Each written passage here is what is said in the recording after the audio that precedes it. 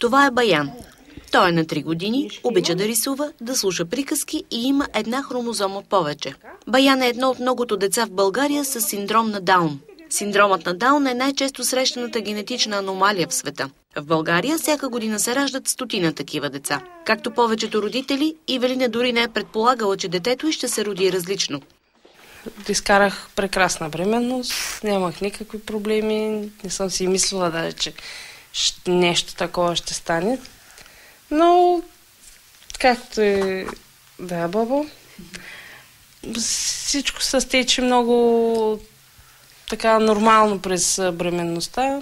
Като се роди Баян, на 3-4 часа след това разбрах за синдрома на Даун, след което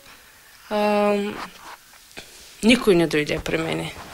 Нямаше никой да ми обясни де-факто какво е синдром на Даун. Липсата на информация е може би най-големият проблем за семействата с такива деца. В по-добрия случай лекарите просто съобщават диагнозата.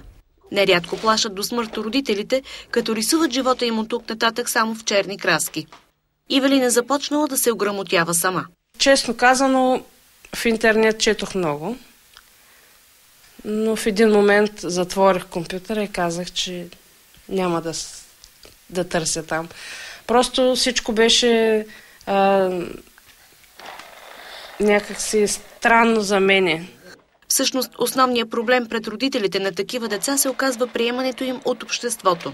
Има един етикет, който е болен, различен, той е негоден, което за мен е супер грозно и смешно, защото да, той има някаква разлика.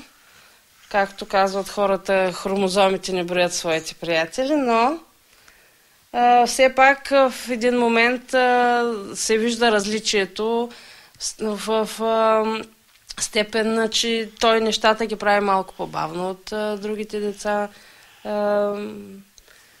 И това е нещото, което е различно. Нали, той де-факто рисува, пее, скача, всичко прави като другите, но го прави половин година след като другите вече са го направили. Ивелина е от малкото майки, които не са усетили негативно отношение. За мое най-голямо щастие, лошо очи не съм видяла до сега. Никой, не баба, моля те, никой не го е нагрубил. Съществен проблем са и средствата за развитието на тези деца. За да може да се стимулира прогреса им, трябва от най-ранна бебешка възраст да се започне с специализирани посещения при кинезитерапевт, психолог, логопед, специален педагог. Всичко това струва пари. Държавата един вид си измива ръцете там с някакви си жълти стотинки за нас, защото де-факто парите, които ги дават, не могат да стигнат за лекарствата, като се разболее, защото той като има една хрема, той знае, че веднага трябва да е някакъв антибиотик. Но най-важна е емоционалната подкрепа. Само месец преди Световния ден на хора с синдром на Даун, Ивелина и нейни съмишленици регистрират русенски клон на Сдружението на родителите на такива деца. Те вярват, че могат да бъдат от полза.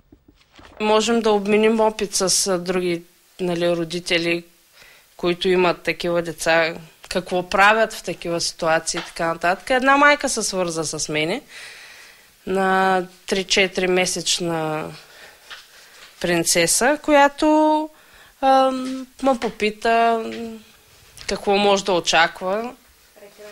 Сдружението е отворено за всички, а надеждата на Ивелина е, че Баян и другите деца като него ще имат своето щастливо и безпроблемно детство.